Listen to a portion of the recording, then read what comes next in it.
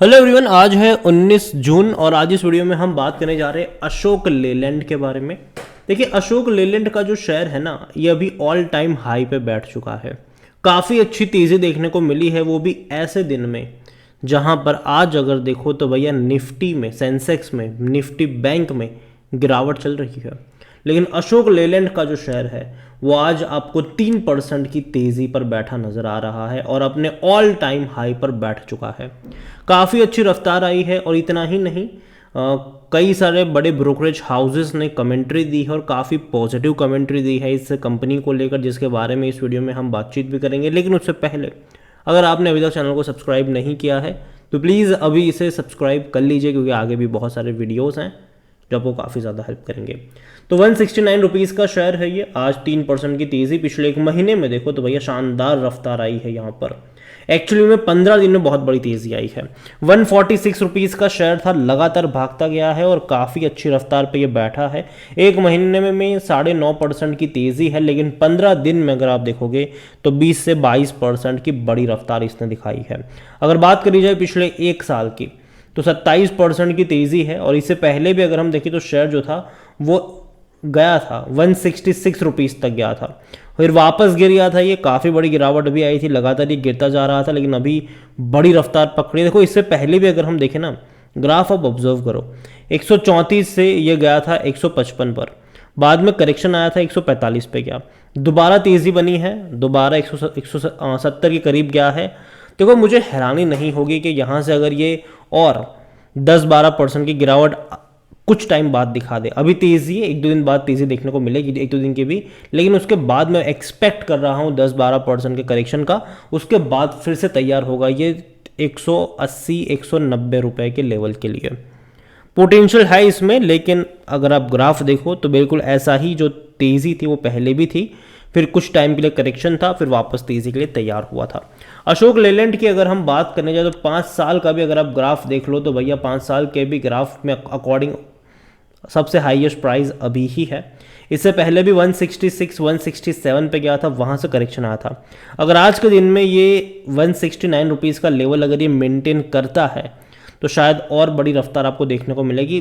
ज़्यादा नहीं, लेकिन 175 का लेवल आपको देखने को मिलेगा। लेकिन अगर मान लीजिए कि ये 3% की तेज़ी नहीं दिखाता है और वापस थोड़ा बहुत मार्केट क्लोज होते अगर करेक्शन दिखा देता है तो शायद आपको थोड़े बहुत करेक्शन के लिए फ्यूचर में तैयार भी रहना पड़ेगा। हालांकि लॉन्ग टर्म का आउटलुक इसका स्टेबल है, पॉजिटिव है।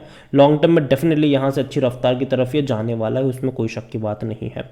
यहाँ पर अगर बात करी जाए अशोक लेलैंड में तो देखिए, अशोक लेलैंड का जो पी रेशियो है वो 39 का है, जो कि एवरेज इंडस्ट्री से कम ही है। लेकिन अगर यहाँ से थोड़ा सा और ऊपर चला गया इसका पी रेशियो तो भैया फिर वो थोड़ा सा ज़्यादा बढ़ ही जाएगा। मार्केट कैप देखें तो 48,000 करोड़ से भी ज़्यादा का देखने को मिला। अच्छा मार्केट है, मतलब काफ़ी बड़ा मार्केट कैप है। हालांकि कुछ नेगेटिव चीज़ें भी है कि करंट असेट्स जो है उनकी करंट लाइबिलिटी से कम है।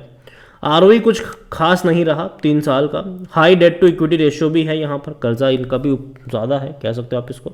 और कंपनी में डिविडेंड की अगर हम बात करने जाए तो देखिए, डिविडेंड अच्छा पे किया इस साल, 2 रुपये 60 पैसे का, जो कि 2022 में 1 रुपये का था, इससे पहले 60 पैसे का था। मतलब बड़े पैमाने पर डिविडेंड बढ़ाया है।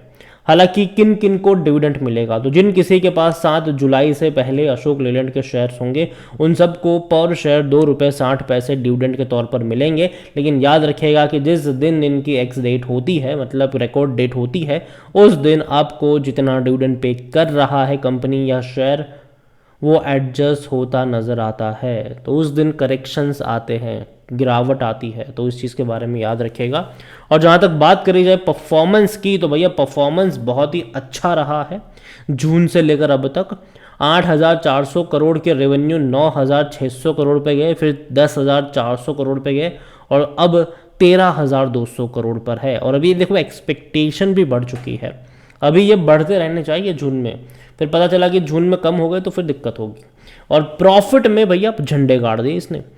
जो प्रॉफिट पहले सिर्फ 5 करोड़ का था वो सीधा 165 करोड़ चला गया, फिर वहाँ से 320 करोड़ चला गया, फिर वहाँ से तो आग की तरफ हटा 750 करोड़, 750 करोड़। तो ये बड़ी रफ्तार है ये। क्वार्टर ऑन क्वार्टर बहुत बड़ी रफ्तार है। बीच में नेगेटिव में भी था, लेकिन भैया बेहतर तेज़ी यहाँ पर देखने को मिली है और उसका असर भी शेयर प्राइस में देखने को मिल रहा है। लेकिन हाँ, एक्सपेक्टेशन भी बढ़ चुकी है।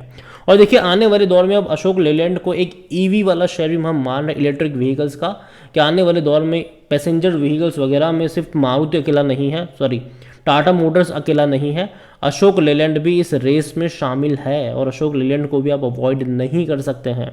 वो भी यहाँ पर एक बड़ा मार्केट कैप, जो बड़ा मार्केट है उसको कैप्चर करने के लिए तैयार बैठा है। इतना ही नहीं, बड़े बड़े ब्रोकरेज हाउस की अगर हम बात करने चाहें तो जेफरीज ने अपना टारगेट प्राइस बढ़ाया है और 19% का अपसाइड वो यहाँ से देख रहे हैं। जेफरीज ने कहा है कि 15 जून को इनकी जो मीटिंग थी उसको लेकर set for the medium term target to achieve 35% market share in medium and heavy commercial vehicle segment और 25% shares in light commercial vehicle and mid teen EBITDA अगर हम बात करें तो वहाँ पर है।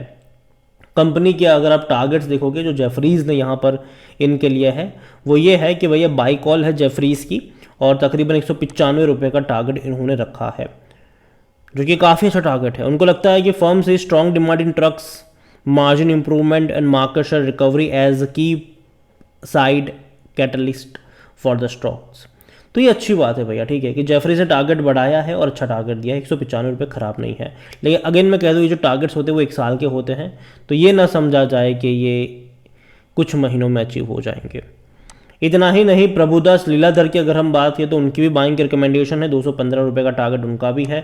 और इतना ही नहीं, जेएम फाइनेंशियल की भी बाई की रिकमेंडेशन है, 180 रुपये का टारगेट है। अगेन मैं यहाँ पर क्लियर कर दूँ कि जो टारगेट्स होते हैं वो 1 साल के होते हैं, तो कोई कन्फ्यूजन यहाँ पर नहीं होना चाहिए। अशोक लेलैंड में अगर आप देखोगे तो शेयर होल्डिंग पैटर्न पर अगर हम चले तो यहाँ पर प्रमोटर के पास जो होल्डिंग है वो तकरीबन कितनी है, प्रमोटर की होल्डिंग अगर यहाँ पर देखें तो 51.53% की होल्डिंग है और प्रमोटर की 19.04% की होल्डिंग गिरवी भी देखने को मिल रही है। पब्लिक के पास 11.38% की होल्डिंग है, एफआईएस के पास 14.85% की होल्डिंग है और अदर डीआईएस के पास 22.24% की होल्डिंग देखने को मिल रही है, जिनमें से म्यूचुअल फंड्स 14.52% की होल्डिंग लेकर बैठे हैं। इंश्योरेंस कंपनी 5.81% की होल्डिंग पर बैठे हैं।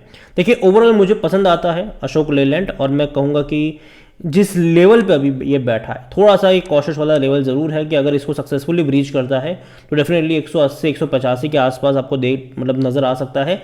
लेकिन अगर यहाँ पे आज के दिन में इसको ब्रीच नहीं कर पाता, अपने ऑल टाइम हाई को मेंटेन नहीं कर पाता पहले की तरह, अगर यहाँ से ये करेक्शन दिखाता है मार्केट क्लोज होते, तो शायद हो सकता है कि आपको दोबारा से ये 155 रुपये, सॉरी 160 रुपये तक के भी लेवल दिखा सकता है। तो आज का दिन काफ़ी इंपॉर्टेंट है, अगर आपके पास है तो रखना चाहिए, बेचना नहीं चाहिए। लॉन्ग टर्म के लिए यहाँ पर रखोगे तो कोई फायदा कोई दिक्कत की बात नहीं है। डेफिनेटली अगर आप यहाँ से चल रहे हो टारगेट लेकर 1 साल का तो 200 रुपये का टारगेट आपको देखने को मिल सकता है। लेकिन इस बीच ऐसा भी होगा कि बीच बीच में झटके लगते रहेंगे, तो लेकिन नज़रिया लॉन्ग टर्म का है तो डरने की बात नहीं है। जहाँ तक बात है खरीदारी को लेकर, थोड़ी सी क्वांटिटी ऐड कर सकते हो और हर 10 रुपये की गिरावट पर अगर आप चाहो तो इसको एवरेज करके चल सकते हो लॉन्ग टर्म के लिए।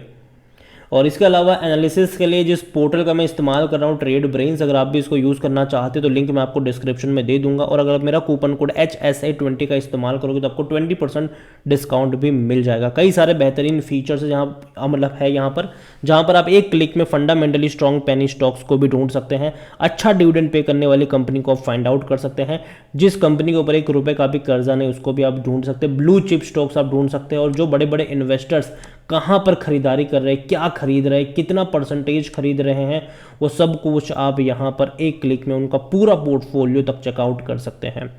तो वीडियो को यहीं पे एंड करूंगा। पसंद आया हो तो लाइक करो, शेयर करो, चैनल अगर आप पहली बार हैं तो प्लीज़ सब्सक्राइब करें और अशोक लेलैंड के बारे में क्या सोचते हैं वो भी आप मुझे कमेंट में लिख के बता सकते हैं। Thank you.